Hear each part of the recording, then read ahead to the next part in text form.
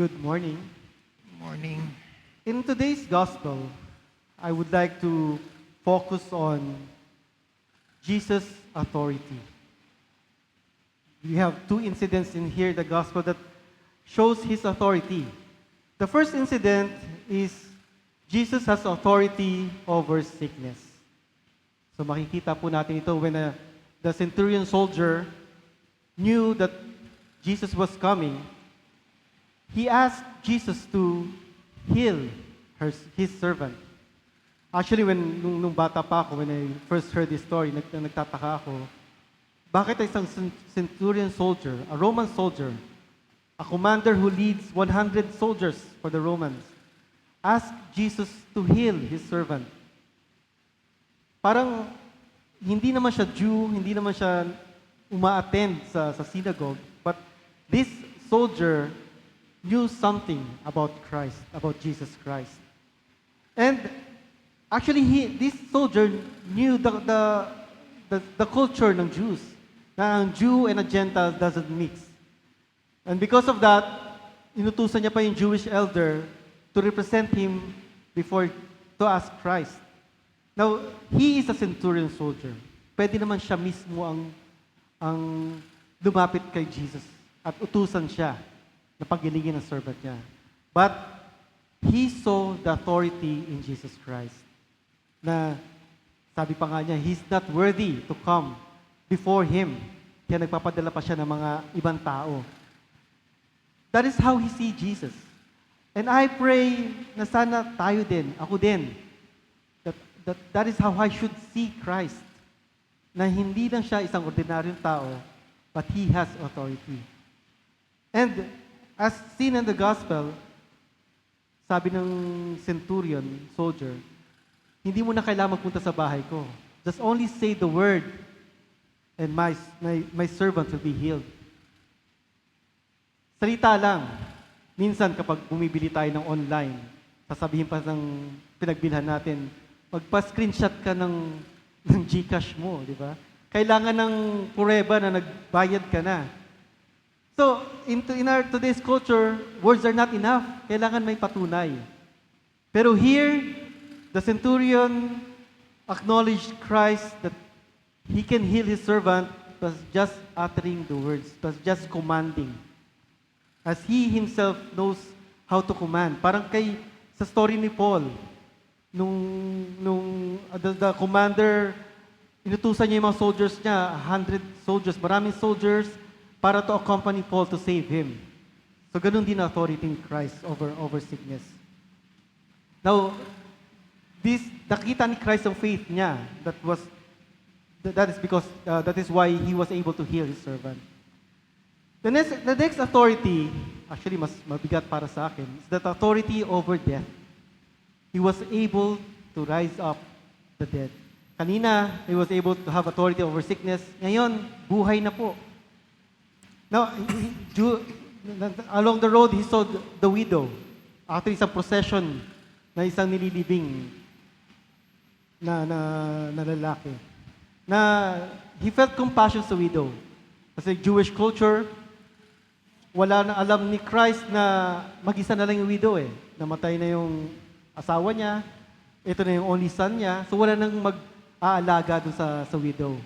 And he felt compassion for the widow. And his compassion led him into action. Hindi lang siya naawa, kundi kumilos si Christ. And because of that, he touched the coffin and asked him to rise up. Now, again, Jewish culture, kapag hinawakan mo ang isang patay, you're considered unclean. But because of the mercy of God, of Christ, overcame him, hindi na siya concerned sa culture na yun. But in fact, Jesus' cleanliness drove out the uncleanliness of death. Walang power ang death sa kanya. That he was able to rise up the boy. Now, yung ginawa ni Christ, he stopping the procession. Papunta na sila sa grave. Ililibing na sana yung bata. And he stopped it and he brought life to the man. This is actually his ministry to us. tayo dapat papunta na tayo sa grave, sa kamatayan natin. Because of our sin, because of our wrongdoings. Deserve natin dapat yun na mamatay tayo. But Christ, through the cross, He stopped that and gave us life. He gave us a second chance para maibalik ulit tayo sa pamilya natin. Mabalik ulit tayo sa nanay natin, sa buhay natin, at magsimula muli. At magkaroon ulit ng pagkakataon ng isang buhay pa, a second chance na mamuhay ulit with witnessing the power of Christ. Now, all of this, the healing, the raising of the dead, the gifts, these are gifts that given to us. And this is not just about the gift, or this is not just about the compassion of Christ, but this is about Jesus Christ. This is about His authority. Ito po yung pinapakita sa atin sa gospel, ito po yung pinapakita sa atin sa readings. What the authority of Christ, of God has in our lives, in this world. Our destination is always about Christ. It is not about the gifts we have. It's not about the talents or the service we give every Sunday or every day. It's not about what we have, yung binigay sa atin ni Christ.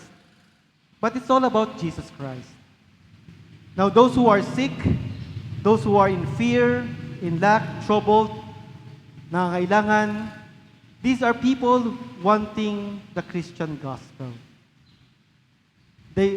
Tayo, minsan, nararanasan yon. May problema sa buhay natin. We even ask God, bakit nangyayari ang mga bagay nito sa atin?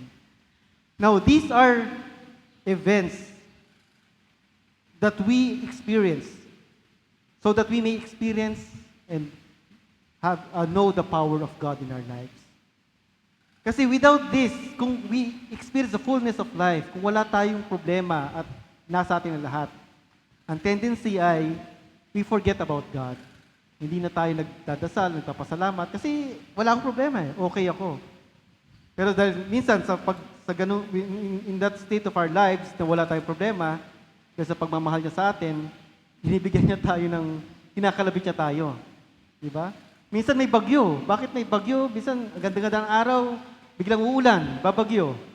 Normal naman yon sa bansa natin. Pero these are events in our lives sa bansa natin that we kneel and pray, Lord, sana spare us from the storm. So, ganun din po sa mga buhay natin. Huwag tayo matakot sa mga problema. Huwag tayo matakot sa mga pangailangan natin. Because these are times that Jesus wants to show His love to us, His compassion, that we may see Jesus' authority in our lives. Now, let me just borrow yung natutunan namin sa St. Cyril about the communion. Now, during the communion, the bread and wine becomes His body and blood. This is the time that we partake His body and blood into our mouth. Dadaan sa esophagus natin, tatapat sa puso natin. This is the dearest event that Christ is near our heart. Dumaan siya dito Just like as John is at his breast during the Last Supper, si John the Beloved, nasa breast siya ni Christ. And he was speaking. John was speaking to Christ, to Jesus Christ. And at that time of communion, at the Eucharist, when we receive Him, ito rin yung time na kausapin natin siya. Kasi malapit na siya, andito na siya sa puso natin We thank God, we pray to Him what we need, we thank Him for our family, sa mga nangyari sa buhay natin. We talk to Him. Hindi siya malayo. Literally, kung ganung visual, dito siya, malapit na sa atin. Kasi we just part with Him. And during that event, may Jesus find compassion in us when we speak to Him. Kaya importante, when we take the Eucharist, we don't just take it for granted. Kasi Jesus is nasa atin na So may He find compassion when we take the Eucharist, when we pray to Him, when we come to Him. Yung ang widow nga, hindi nga nagdasal eh. Hindi nga lumapit sa kanya at nag-request na buhayin ulit ang anak niya. Pero it was Christ's initiative. And may His compassion brings to action in our lives, that we may be able to experience His authority. Amen. Father, Son, Holy Spirit.